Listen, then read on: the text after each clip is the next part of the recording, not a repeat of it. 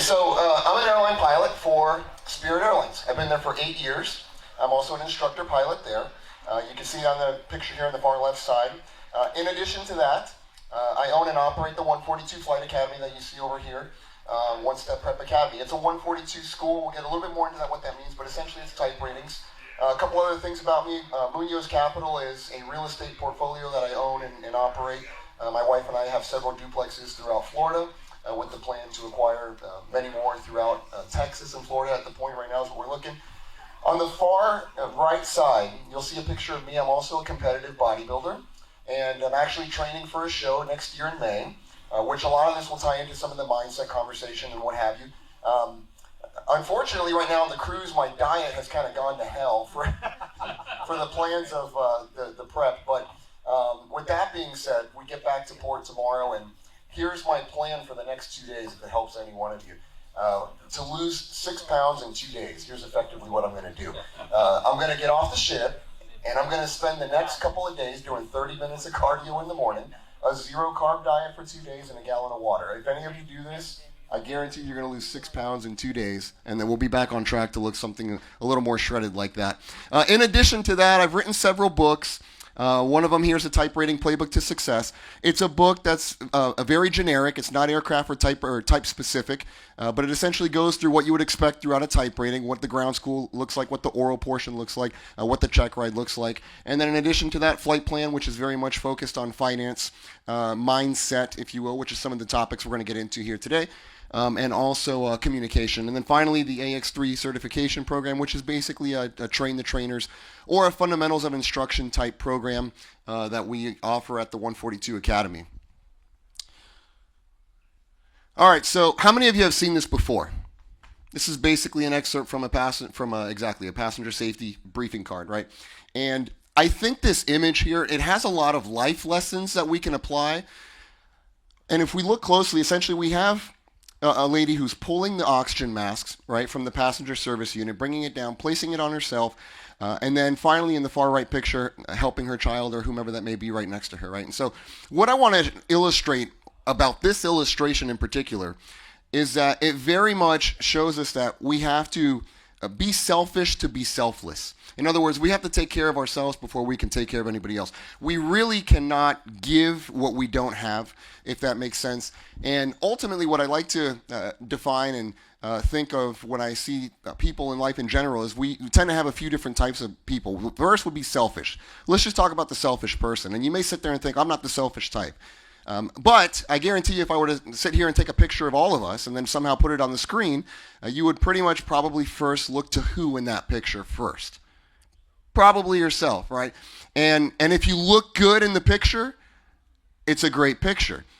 But if you don't look good in the picture, take it again, take it in. We got to take the picture again, okay? So we all tend to have these tendencies. And ultimately, in terms of mindset, what we find is that selfish mindsets or selfish character traits and significance are not very compatible. I don't think that to be selfish and be significant is very much two compatible words, so to speak. And so that's the first type, is selfishness. Then we have those that are greedy. Okay, let's talk about that.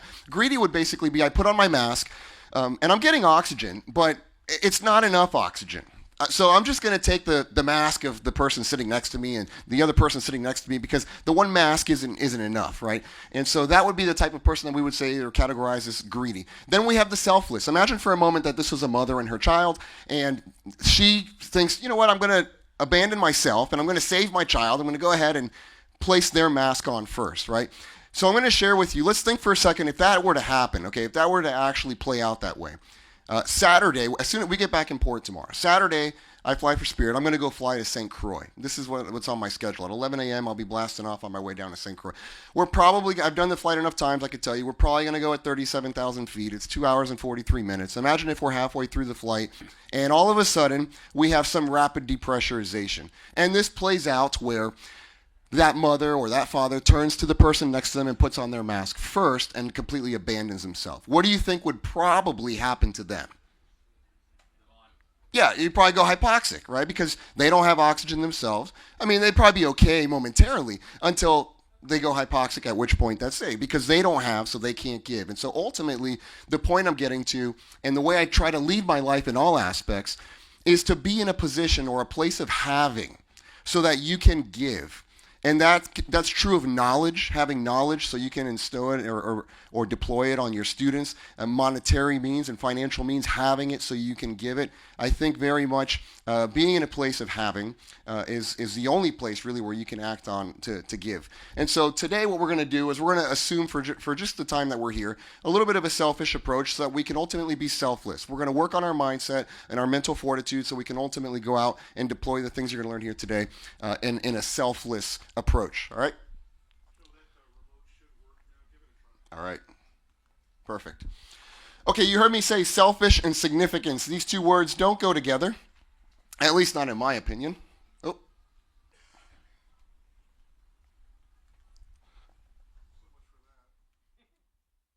Spotty. All right, here we go. Okay, we're going to keep it here. Okay, so making a decision. Let's talk about this for a moment. How do you build a mental fortress, or how do you succeed in anything? Okay, in my opinion, okay, the first thing is to make a decision to abandon mediocrity. Now, I know that sounds, well, I can make a decision to do that. Anybody could do that, right? Well, this is what I love about the gym and the fitness, and it doesn't lie.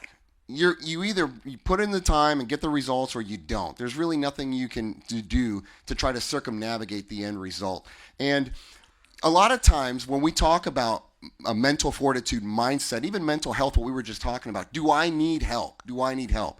And the short answer is really everybody needs help. But because personal development and growth and mindset and communication and everything we're talking to it's very much a soft skill. And so how do you really measure that? With what metrics do you measure it? And the thing with personal development that I found is ultimately not only are you the person doing the measuring, but you're also the thing that is measured. And because the measurer is also measuring that thing that yourself that you're measuring, we tend to lie to ourselves a little bit and say, no, I don't think I really need the help, or I don't really think I need to improve. Or maybe you say you do, but do you really mean it? Are you really willing to take the steps that are actually necessary? So when I say abandon mediocrity mindset, what that really means is, are you prepared to do everything that it takes? And are you willing to do what it takes in terms of investment of time, energy, resources to be able to accomplish whatever it is you're looking to do? Abandon self and embrace servanthood. Okay, so let's look at this for just a second. When I say abandon self and embrace servanthood, imagine for a moment the person that's sitting there with the PSU service, the mask that drops down, and they just take care of themselves. They put on their mask, and they don't look to do anything or help anyone or take care of that child next to them. They don't look to do anything for anyone. How significant are you really going to be as a whole in a marketplace, particularly here for most of us that are entrepreneurs, when it's just a self-serving concept? And I'll say that, someone asked, how many of you have had prior businesses or any business that has failed? And I have. I've had 2 prior that have failed, and I can say definitively they have failed because they were very much self-focused. They were not businesses built on the servanthood of anybody. They were really businesses built for me to try to make a buck. And I realized that and said, you know what, it's the wrong motive from which to do anything. I'm just going to stick to what I like to do, which is fly airplanes and train people. And then from there, it developed into the academy, which was definitively developed in the servanthood of others. So for the second point, I would definitely say that's all about that mindset of having to give and abandoning the thought that I'm just going to put on my mask for myself. And then the abandonment of perfectionism. So one of my pet peeves is analysis paralysis. I'm going to think, I'm not going to act. I'm just going to think about this. Should I do it this way? Should I do it that way? When we do the email blasts, my team says, should we put the click to or the call to action button? Should it be this color? Should it be that color? I say, just make it any color and send it and stop asking. Just make it blue. Amazon makes it orange. Screw it. Make it orange. Make it some color and send it out. And then we're going to see what the open rate is, and we'll see what the click-through rate is, and then we'll figure it out. Maybe Right Rudder Marketing will help me with what color it should be, okay? But the point I'm getting to is that I don't really look for perfectionism. What I look for is progress and speed. And by the time somebody else is done analyzing what they should do, I've already done 10 things and figured out which one didn't work. So speed to market is what I would get to. And also that thought that I think really perfectionism is a word for procrastination. I think we like to call it perfectionism because it sounds better. But ultimately, I would say it's probably just a word for procrastination. So seek improvement, seek progress over perfection is what I'm getting to with this. And this applies in business. It applies in life. It applies in fitness. And the first bodybuilding show I ever did, I looked at my physique and my wife said, what can you really improve? I mean, you're lean, you're shredded, you're this, you're that. And I'm like, if you really look at this shoulder and that shoulder, this one's not as symmetrical, this lat doesn't extend the way this one does. There's always some little thing that you can improve upon.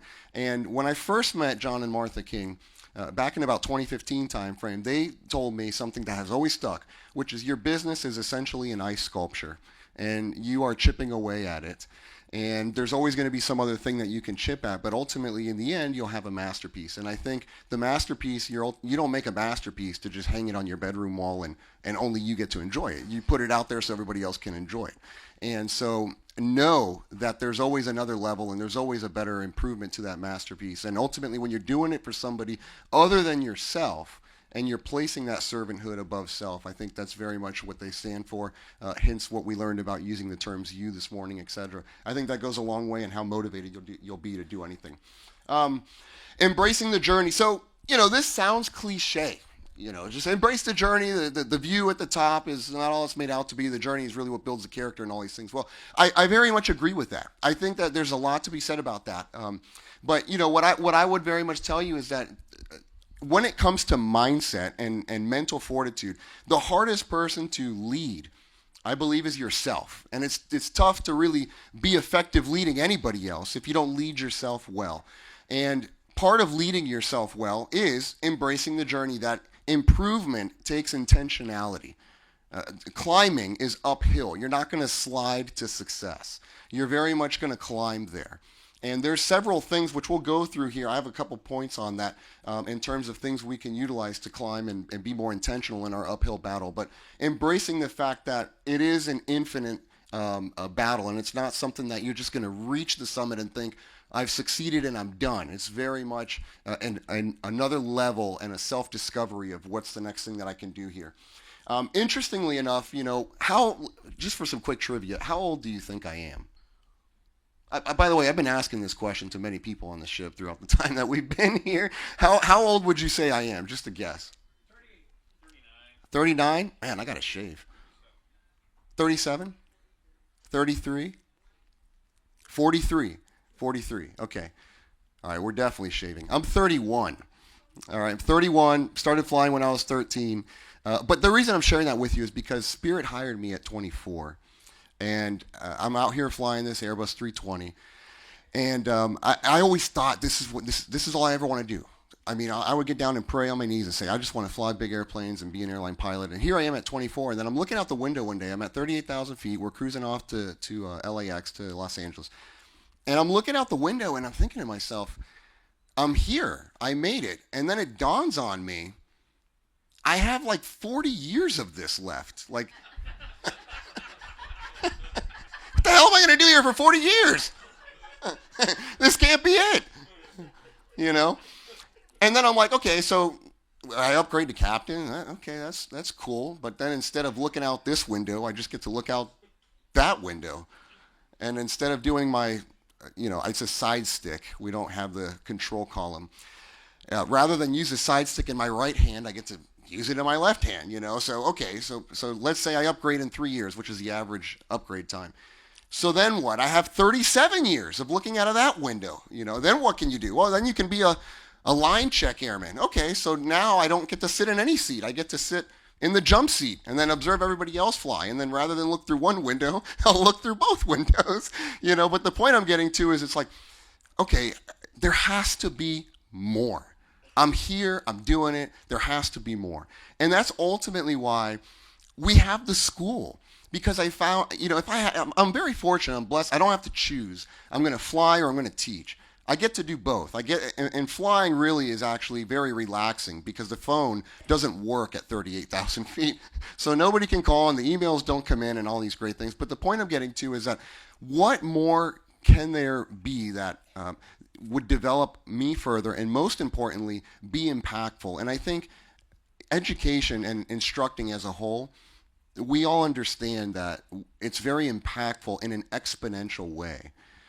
I would say flying is impactful, because I get somebody from Vegas to Fort Lauderdale so they can enjoy a Liberty of the Seas cruise on vacation. But I don't really have that direct impact on someone's life the way we do in instructing. And so ultimately, I would say that in and of itself is very much an abandonment of self into servanthood. And anyone really in this audience would understand that very well, because ultimately what we do in the world of training is essentially impact people. And I guarantee you all have lessons from your prior instructors that you take with you throughout all of life. Just like John and Martha King impacted me with the statement of that ice sculpture. Bruce over here has a great saying: if you're green, you're growing. If you're ripe, you're rotten. So stay green and stay growing. And these little things stay with us and keep us on our journey. A you versus you mindset. This is really big. I don't really look to my competitor flight schools, I'll tell you that. As a 142 Academy, there's other schools out there. I can name them off the top. But I don't really let me see what their reviews are. Let me see what other students are saying about them. What are people saying on Reddit or on YouTube or on Yelp? What do they do wrong? What do they do? All I do is focus on my ice score. I just stay in my lane. I do what I can do. It's the same thing in the competitive bodybuilding. I could look at the competitors coming on the stage, but ultimately, there's a really famous picture of Michael Phelps in a race when he's about to win it. You see the number 2 athlete that's about to finish. Phelps finishes first. You see the number 2 competitor looking at him, and then you see Phelps looking at the finish line. And so the point is, you keep your eye on the finish line, you get to the finish line.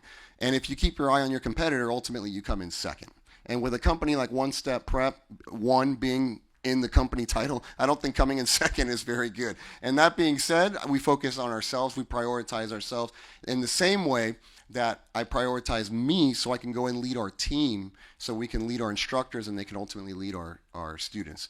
I do kind of take on that mindset of the original Southwest CEO, taking care of your own, and they end up going out and taking care of your customers, and that's ultimately what we do at the Academy. All right, 3 steps to progress, and I'm going to start to move relatively quick so we can wrap it up, but awareness, admittance, action. These are the 3 A's. I live by these: awareness, admittance, action. How do I make a change in the positive direction? 1, I need to be aware that I even need a change, because if I'm not aware, I can't take action. But furthermore, if you are aware and you don't admit it, which has everything to do with the ego. Let's say you're aware that you need to improve, but you don't actually admit that you need to improve. So now you get stuck in this circle of either ignorance or arrogance. And on any day, I would rather be ignorant than arrogant. Arrogance basically suggests that I don't need to improve. And this happens a lot, by the way, and I can tell you in the airlines, because you effectively give somebody a title of line check airman, and they think that their title is sufficient for them to not have to improve anymore. They think that I already have the knowledge advantage, whether they really do or not, just because I've been granted the title, and they lose that being a student element of them, the way we should all keep it throughout life. And so I always say I'd rather be ignorant and not know, because at least if I embrace being a student, I can move into a position of knowing. If I'm arrogant and I say, no, I don't need to know, because I'm very much shielding myself from needing the help. And I think this plays into the mindset and the mental health that we were just hearing about, is that ultimately you think you don't need help, but really it's that, A, you don't know you're in a safe space to actually take on that help. And that's the ego that's creeping in and not allowing you to remove yourself from your own way to be able to accept it. So admittance is very big. And finally, action. So staying self-aware, being able to admit you need help. And who needs help? Everybody needs help. Everybody can improve, period, always. So ultimately, finally, the third thing, take action. You heard me say this: winning is uphill. I tell the students this, when we have a type rating, just so you know, I'll give you some quick insight. It's basically about $34,000 or so for a 737 or an A320 type rating. We split that between 2 students, so each one is paying approximately $17,000. It's an 18-day footprint, 6 days of ground school, 4 days in a fixed-base sim, 7 days in a motion simulator. You come out of there with a 737 type rating or an A320 type rating, and that's 18 days of training footprint. Throw in a few days off, it's roughly about a month you can expect. So on day 1, I usually go meet with the new classes that come through, and I tell them, There's effectively three things you need to succeed in this type rating course, right? Number one is intentionality. What does that mean? We're going to help you, but we can't helicopter you to success. You can't slide your way to success. It's really uphill. And you have to be properly equipped, which essentially means if I'm going to climb a mountain, I can tell you I'm definitely not going to do it in Vans. These are skateboarding shoes, okay? I'm going to need the proper equipment to do so. And hopefully you as a school, as an organization, are equipping them with that. And the only way you do that is by equipping yourself first, by properly leading yourself. So you lead yourself, you equip yourself to go out and have so you can give to the students, right? So I tell them, okay, we're going to properly equip you, and ultimately you need a team, because as the challenge elevates, so does the team. The need for a team will also escalate as well. And ultimately, when we're looking to cram type rating information, which is basically taking an aircraft that took 20 years to build and develop, they cram it into an FCOM, 20,000 pages, and expect you to put it in your head in 20 days and have success on your check ride and your oral, right? And so how do we really do that? You need a team to do it. And ultimately, us at the Academy, we work to be their team in their process of the 20 days that they're there for their initial training. Focus energy. I put this image here of a forest, if you will. And I like to use the analogy of an axe. With anything you're trying to accomplish, if you go out and you axe one tree, and then the next day you get up and you axe another tree a little bit, and the next day you get up and you axe another tree a little bit, ultimately none of the trees are really ever going to come down. You just end up with a bunch of trees with a bunch of nicks in them, from all your days of axing, right? And so it's not until you pick one and stick to it, and hit it in the same place every single day. This is the intentionality aspect of it, where finally it's going to end up coming down. One Step Prep, the very name One Step, came to life because when people would ask, how do I take all this information for a type rating? It's simple. One step at a time. It's just one step at a time. We're going to start with systems. We're going to develop it into memory items and limitations, and then we're going to go into your flows and the procedures and the callouts, how to use a QRH, how to conduct ECAM actions. But all these things cannot obviously be done at once. It's got to be done one step at a time, and ultimately that very much worked its way into the name. But you can apply that to anything. How do you develop a physique that looks pleasing aesthetically to the eye? You don't do all your body parts in one day. When I get back to the gym on Monday, we're doing one body part, which is going to be back, followed by this Tuesday is going to be chest, etc., and so on and so forth. So to try to cram everything together and not have focus energy ultimately is not going to lead you to the place you're looking for in terms of getting a result. Solution-oriented. In interviews, when I do interviews over at Spirit, what traits are we looking for? A lot of times we'll all hear this in some of the meetings we do before. And I like to say solution-oriented mindsets. A lot of times what we see, personnel see, is problems. Everybody sees a problem. To me, the problems equal opportunities. And to have a solution-oriented person, honestly, is far and few. Somebody who actually sees a problem and says, wow, that's an opportunity. A lot of times I hear with the real estate, I don't want to do the real estate thing because we'll have tenants, termites, and toilets, and I don't want to get called with all the problems, And so, well, that's great. I want the problems. Why do I want the problem? Problem equals opportunity. Problem means there's somebody there paying, which means there's an opportunity to serve somebody, and ultimately, fortunately, in a capitalistic world, we're going to get rewarded accordingly for that, right? So solution-oriented mindset is very much a focal point when developing a place of mental fortitude. You can't criticize and create at the same time. This is why I don't really look too much at competitors. I don't talk down, they're doing this, they're doing that. Their reviews are, 2 stars and extra. I don't really get too caught up in any of that because, again, how can you criticize and really create at the same time? I very much like to focus on collaborating, and the collaboration mindset really comes from focusing in on you and honing in on your own skill set, I believe, to better go out and serve ultimately your clients, which are our students. Okay, mental limitations. This is my very beautifully done Camaro that has plenty of mods done to it. And despite the fact that it creates over 500 horsepower, it has a governor on it. How many of you know what a governor is on a car? Yeah. So since the 90s, these governors, mostly they'll limit a speed to say 112 miles per hour, So you're flooring the thing. It's a 6-speed, makes over 500 horses, and then it gets stuck at 112, right? But you could effectively take the governor off and then the sky's the limit, right? It's however much power it can produce to the wheel, you're off to the races, and it can far go exceeding 112 miles per hour. And so, why do I put that up there? Well, because I think a lot of times our minds have these governors. And it would be great, I think, if rather than having dental floss, we had mental floss to just kind of clean up some of these limitations that we have mentally in our mind. Because a lot of times we get stuck at this 112 mile per hour mark when you really could actually do far more. And you can stretch to whatever your imagination allows you to do. I think it would have been very easy for me at 24 to say, yeah, I'm here. I became an airline pilot. It's what I always wanted to do. And I upgrade, and okay, now I'm here. And for some, that's perfectly okay. But I think there's far more impact that I'm able to have now, having adopted a mindset of, I want to go beyond just something that's self-serving of flying an airplane, and open up an academy where we're serving mostly foreign students that are looking to come and convert their licenses into FAA ATP licenses. So it's just how far and how many people do you want to serve? You want to make $1 billion, as John and Martha so eloquently put, come up with a solution for 1 billion plus people. And ultimately that's what we aim to do, but you can't have a mental limitation in place to do that.